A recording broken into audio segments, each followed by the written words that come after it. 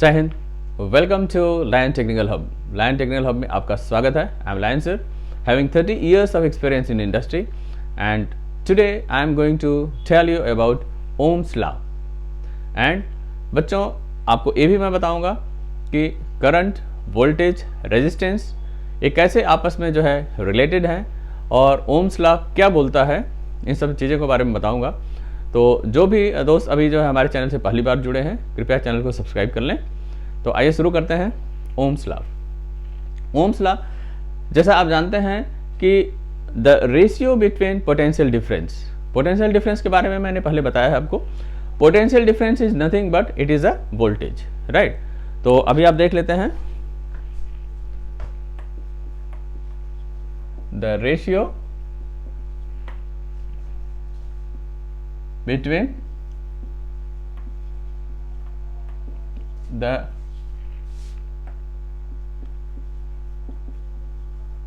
potential difference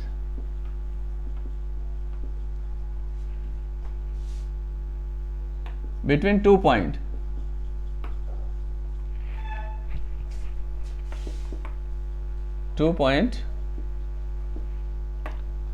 of a conductor।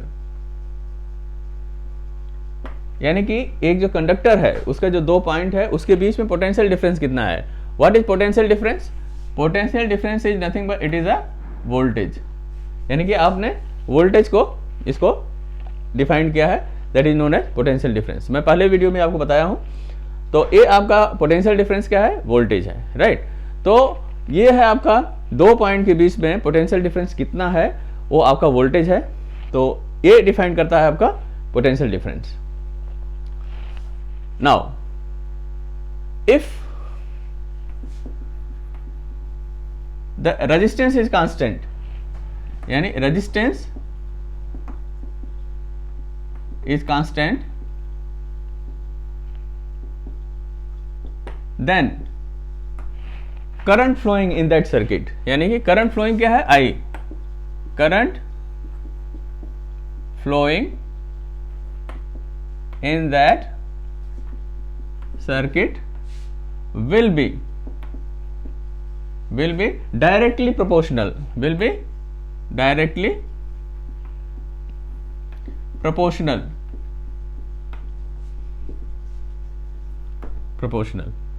ये क्या है? करंट, और इसको आप बोल सकते हैं आई। करंट को हम आई से डिनोट करते हैं। तो ये हमारा पोटेंशियल डिफरेंस यानी कि voltage directly proportional to current होगा। कब होगा? जब हमारा रेजिस्टेंस कांस्टेंट होगा। रेजिस्टेंस कांस्टेंट हो और यानी हमारे कंडक्टर का टेम्परेचर चेंज न हो, right. Directly proportional and the temperature of conductor does not change, right, does not change. क्या होता है? अगर आपका कंडक्टर जो है, कंडक्टर का टेम्परेचर चेंज होगा तो आपको पता है कि इसका रेजिस्टेंस चेंज होता है। कोई भी कंडक्टर अगर आपका उसका जो है टेम्परेचर चेंज होता है तो उसका रेजिस्टेंस चेंज होता है। तो आपने कंडक्टर का जो है टेम्परेचर कांस्टेंट रख दिया है, तो उस सर्किट में जो पोटेंशियल डिफरेंस है यानी कि अगर वो बढ़ेगा तो आपका करंट बढ़ेगा। पोटेंशियल डिफरेंस यानी वोल्टेज आपका कम होगा तो करंट आई जो है कम होगा, यानी कि डायरेक्टली प्रोपोर्शनल होगा। सॉरी। नाउ अब हम ये देख लेते हैं कि ये जो है 3 फॉर्म्स हैं इसके, जिसके ऊपर ये डिपेंड करता है। यानी कि कौन कौन से हैं? यहां पर हो जाएगा आपका I equal to V/R। I क्या है? यहां पर आपका करंट है। I इज करंट, यानी कि आपका जो करंट होगा will be equal to V क्या है? Potential difference, potential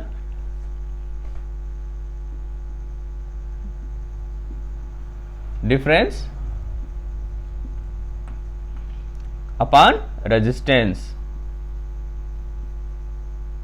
right. तो ये तो आपका होगा करंट, यानी आप बोल सकते हैं current I will be equal to potential difference यानी कि V अपॉन रेजिस्टेंस यानी कि R, राइट। तो आप इसको बोल सकते हैं I equal to V/R, right.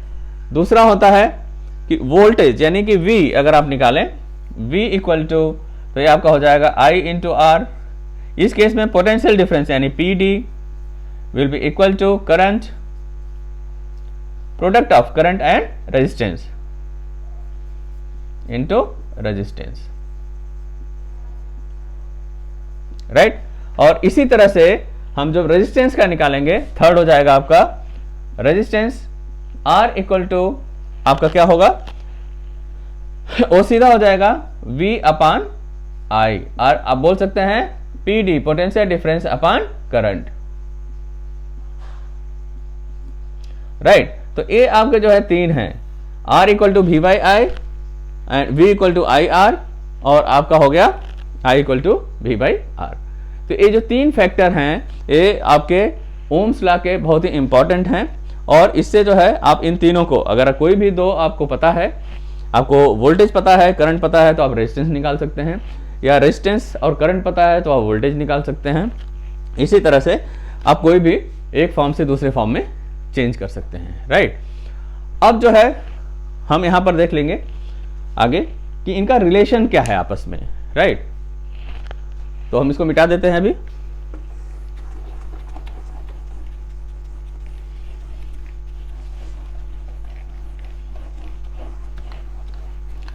तो बच्चों इसमें एक चीज ध्यान देने वाली बात है कि आपका जो कंडक्टर है उसका टेम्परेचर यानी कि कांस्टेंट रखेंगे, यानी कोई रेजिस्टेंस जो वेरी नहीं होगा, तब जो है आपका वोल्टेज यानी कि पोटेंशियल डिफरेंस वो डायरेक्टली प्रोपोर्शनल होगा किसके, करंट के, यानी उस सर्किट में, उस इलेक्ट्रिकल सर्किट में जो करंट फ्लो होगा उसके डायरेक्टली प्रोपोर्शनल होगा।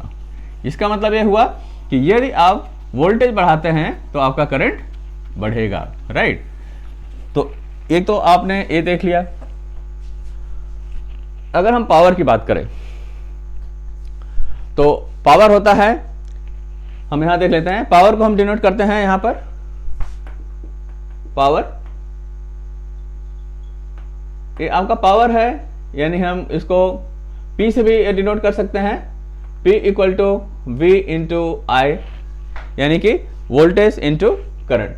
अगेन आपका वोल्टेज क्या है, पोटेंशियल डिफरेंस, एंड करंट आप जानते हैं, और हम इसका जो है यूनिट है वाट, वाट से हम डिनोट करते हैं पावर को, या हम वो बोल सकते हैं कि यहां पर हम ले लेंगे, अगर हम वाट से करें तो W इक्वल टू हो जाएगा V इंटू आई।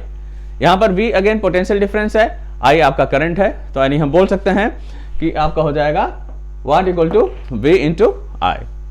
या फर्दर अगर हम इसको देखें तो क्योंकि हमें पता है यहां पर V equal to I into R होता है, तो अगर हम इसको कन्वर्ट कर दें, इसका हम यहां पर वैल्यू दे दें, तो W इक्वल टू क्या हो जाएगा I इंटू आई आर, और आप बोल सकते हैं I square into R, right. तो आप लिख सकते हैं W equal to I square into R, आप ऐसे भी लिख सकते हैं, या आप इसको ये भी लिख सकते हैं कि जब इसको कन्वर्ट करेंगे तो हो जाएगा V स्क्वायर बाई आर।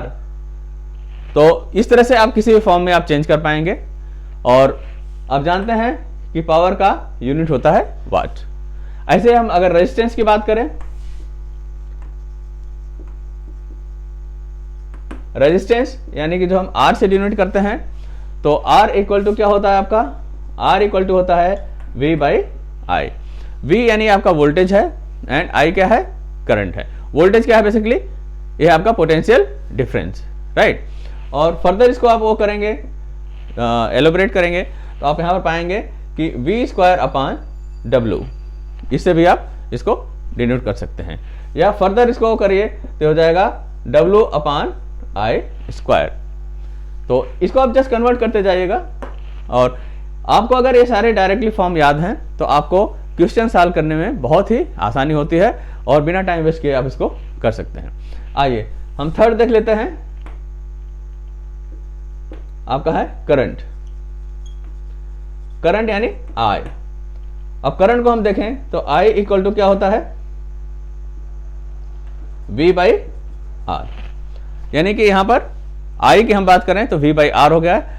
और इसको फर्दर हम एलोबरेट करेंगे तो ये पावर अपान, अगर आपको पावर पता है और वोल्टेज पता है तो आप डायरेक्ट जो है पावर को वोल्टेज से डिवाइड कर दीजिए तो आपका करंट आ जाएगा, राइट। तो ये हो गया आपका करंट।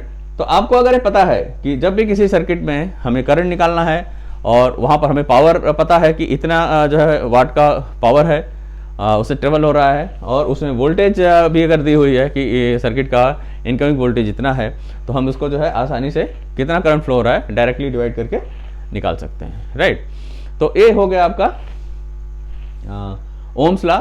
और 3 इंपॉर्टेंट जो फैक्टर हैं जिससे हमें मदद मिलती है क्वेश्चन सॉल्व करने के लिए, तो हम इसका जो यूज़ करेंगे जब हम किसी सर्किट से जिसमें आपका दिया होगा कि कितना इसका वोल्टेज है और कितना इसका करंट फ्लो हो रहा है, तो हम देख सकते हैं। एक चीज़ और मुझे आपको बताना है यहाँ पर कि जब किसी सर्किट में हम कैलकुलेट करते हैं कि कितना पावर है या कितना उसमें से करंट फ्लो हो रहा है या उसका टोटल रेजिस्टेंस कितना है, तो हमें पता होना चाहिए कि जब उसमें किसी भी सर्किट से अगर रेजिस्टेंस निकालना है तो कुछ फैक्टर हैं जिसको हमें ध्यान देना चाहिए, और हम आपको यहाँ पर बताएंगे रेजिस्टेंस क्या होता है, रेजिस्टिविटी क्या होती है, और उसका जो है किन किन फैक्टर पे हमें ध्यान देना चाहिए, राइट।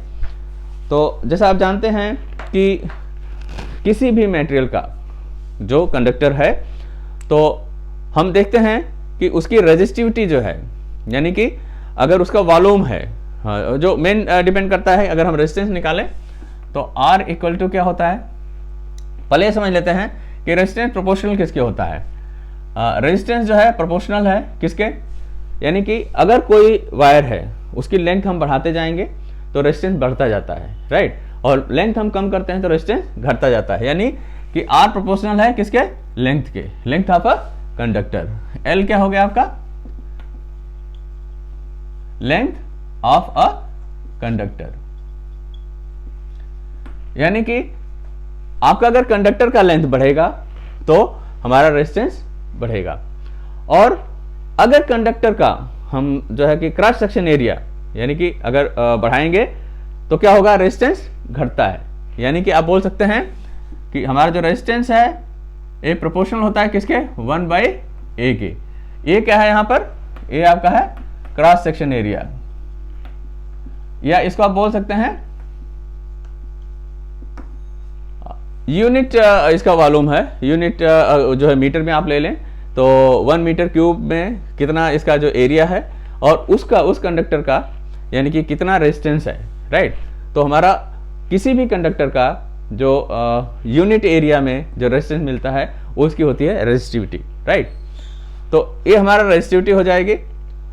तो रेजिस्टेंस क्या है, फ्लो ऑफ इलेक्ट्रॉन को जो रेजिस्ट करता है यानी कि रोकता है, यानी कि इलेक्ट्रॉन को फ्लो को जो रोकता है वो हमारा रेजिस्टेंस होता है, और ये प्रोपोर्शनल होता है लेंथ के, यानी कंडक्टर का लेंथ जितना ज़्यादा होगा उतना हमारा रेजिस्टेंस बढ़ेगा, और एरिया जितना होगा यानी कि कंडक्टर का एरिया, क्रॉस सेक्शन एरिया जब वो ज़्यादा होगा तो रेजिस्टेंस हमारा घटता है, यानी कि हिंदी में बोलते हैं व्युत्क्रमानुपाती, और यानी कि एरिया बढ़ाएंगे तो ये घटेगा, यानी कि रेसिप्रोकल होता है, राइट। तो आप समझ लीजिए कि R जो है प्रोपोर्शनल है 1/A के। 1/A डिनोट करता है कि जब एरिया बढ़ेगी तो रेजिस्टेंस घटेगा, यानी उल्टा, ठीक। नाउ इसको हम डिनोट कर सकते हैं further, R equal to rho L/A। अब हम अगर रो की बात करें, ये जो आप देख रहे हैं ये है आपका RHO, रो जो आपका दिखाता है ये आपका क्या है, रेजिस्टिविटी, जो मैंने बताया कि हर एक कंडक्टर का अपना रेजिस्टिविटी अलग अलग होता है, राइट। और ये है क्रॉस सेक्शन एरिया, यानी कि 1 क्यूबिक मीटर की अगर हम बात करें तो कितना रेजिस्टेंस है उसकी रेजिस्टिविटी हुई, और यदि हम उसको सेंटीमीटर में बात करें इसका यूनिट होता है ओम मीटर। क्या होता है, ओम मीटर, राइट। तो ओम मीटर हो गया आपका रेजिस्टिविटी, और अगर हम सेंटीमीटर में बात करें तो ये हो जाएगा इंटू 100 cm क्यूब में आएगा। तो ये आपकी रेजिस्टिविटी है, आप इसका यूनिट है रेजिस्टिविटी की। जैसा मैंने बताया कि हर एक कंडक्टर का और रेजिस्टिविटी अलग होती है, राइट। नाउ ये हमें जो है ध्यान रखना पड़ेगा। इससे क्या होगा, जब हम आगे क्वेश्चन सॉल्व करेंगे, किसी भी सर्किट को जब हम सॉल्व करेंगे कि उसका रेजिस्टेंस इतना दिया हुआ है, यूनिट क्रॉस सेक्शन एरिया इतना है, तो हमें निकालना पड़ेगा कितना करंट फ्लो होगा, या हमें करंट दिया हुआ है, उसका लेंथ दिया है, रेजिस्टिविटी निकालना है, रेजिस्टेंस निकालना है। इस तरह क्वेश्चन मैं आगे आने वाले वीडियोज़ में डालूंगा। तो आप इतना जो है समझ लीजिए कि आपका रेजिस्टेंस जो है डायरेक्टली प्रोपोर्शनल होता है उसके लेंथ के, यानी कि कंडक्टर का लेंथ जितना बढ़ेगा रेजिस्टेंस बढ़ेगा, और ये रेसिप्रोकल होता है 1 बाई एरिया के, यानी कि एरिया अगर आपका कंडक्टर का बढ़ेगा तो रेजिस्टेंस घटेगा, राइट। और R equal to rho l upon A, ये आपका फॉर्मूला है जो फर्दर हमें काम आएगा सॉल्व करने के लिए, राइट। तो मैं उम्मीद करता हूं कि हमारा जो है ये वीडियो आपको पसंद आया होगा। यदि आपके समझ में आया और हमारा लेक्चर जो है तो अच्छा लगा तो आप लाइक कर दें, दोस्तों को शेयर करें और चैनल को सब्सक्राइब कर लें, क्योंकि इस तरह के टेक्निकल वीडियोस में बनाता रहता हूं और आप इसका फायदा उठा सकें। मिलते हैं अगले वीडियो में। जय हिंद।